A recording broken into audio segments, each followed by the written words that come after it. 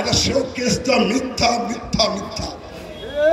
আমি তাই এ প্রসঙ্গে শুধু বলবো, আল্লাহ রব্বুল আলামিন আপনাদের দোয়ায় যে ফিরে এসেছি উন্মুক্ত আকাশে 1 মাস 6 দিন, যে তরুণ ছেলেরা তারেক রহমানের নেতৃত্বে সমগ্র বাংলাদেশের আবাবিল পাখির মতো ওই গণভবনের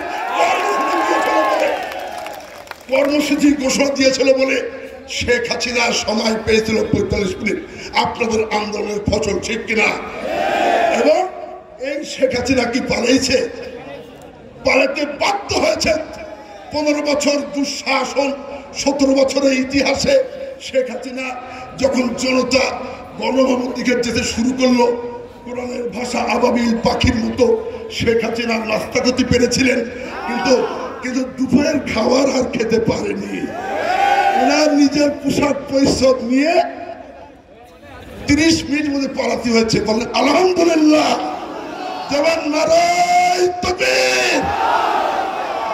হাসিনার মতো ফ্যাসিস্ট পতন হয়েছে বলে আমরা অনেকে মুক্তি পেয়েছি। আমরা জনসভা করছি, আমরা নেতাদেরও পেয়েছি, এবং সবাই মিলে আমি শর্ট করবো। দাদা, আপনাদেরকে অনুরোধ করবো, আর মাত্র 15 মিনিট সময় আছে, আপনারা কোনো লোক যাবেন না তো? আমার কথা জানাই দেন নিতাইদাকে। জোরে হাত তোলেন, জোরে হাত তোলেন। একটা করতালি দিয়ে নিতাইদার বক্তব্য শুনবো সবাই, জোরে তালি দেন। আমার বিশ্বাস একটা লোক হবে না।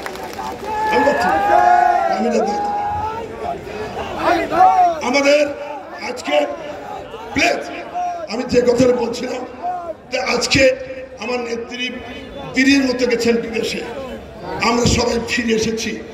বক্তব্য দীর্ঘায়িত করব না, কিন্তু আমার নেত্রীকে যে অপমান করেছে, অপদস্থ করেছে, আল্লাহ রাব্বুল আলামিন তার মিথ্যা কথা বলার জন্য কি শাস্তি হয়েছে?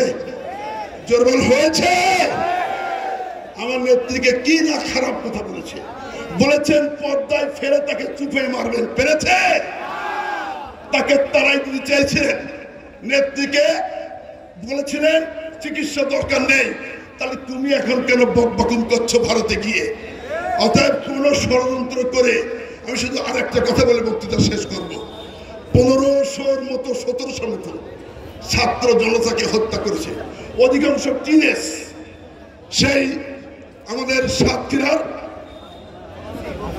সন্তান আসাদ আসিফ এবং রংপুরের আবু সাইদ, এইরকম টিনেজ ছেলেদেরকে হত্যা করেছে। এদের কি বিচার চান না? আমার কাছে 70 বছর। আমি আনুস লোককে বলেছিলাম, আমি আর বাবুর ভাই পেয়েছিলাম, বলেছিলাম আনুস ভাই তুমি আমাকে 70 বছর সাজা দিয়েছ, মানুষ বলে তোমাকে মারা উচিত, না জেলে মারা যায় না, কিন্তু তোমার 700 বছর সাজা হবে। আরেক জায়গায় এই জানোয়ার যে পরিবহন দায়িত্বে সাধারণ খান, তাকেও দেখা হয়েছিল ট্রিটমেন্টের জন্য, তারা বলেছে তোমারও 700 বছর সাজা হবে। তাহলে হাসিনার কি সাজা চান না আপনারা?